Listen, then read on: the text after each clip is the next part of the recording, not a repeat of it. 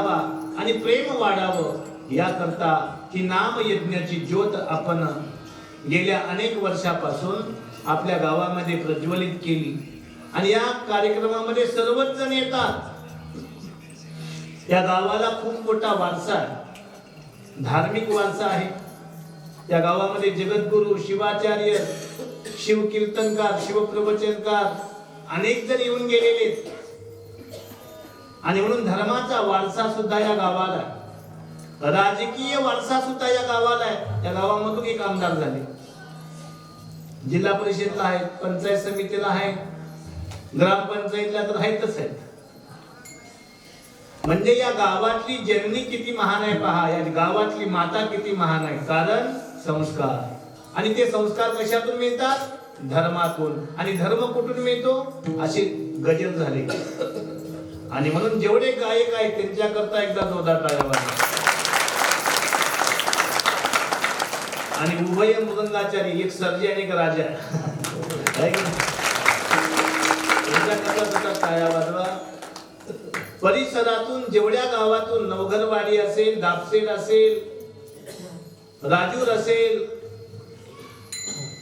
अनेक गावातून सद्भक्त मंडळी आलेली आहेत, टाळं घेऊन या ठिकाणी उभे आहेत, यांच्याकरता सुद्धा एकदा जोरदार टाळ्या वाजवा।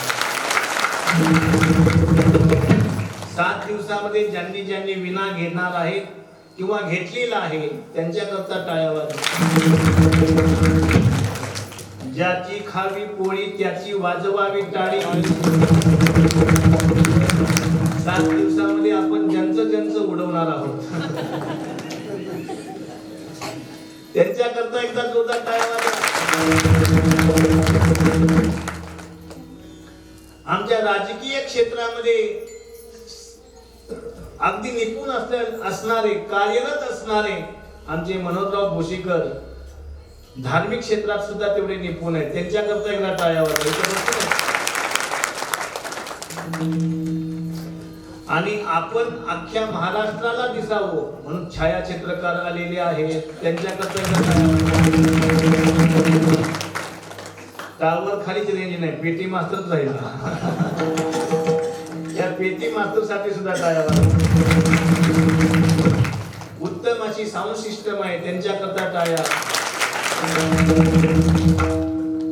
आणि हे सर्व कुणामुळे झालं? तुम्ही दिलेल्या देणगीतून।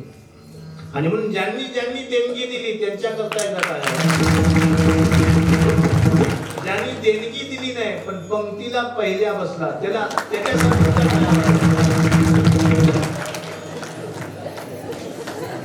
आणि एकदा स्वतःसाठी टाळी वाजवा। जय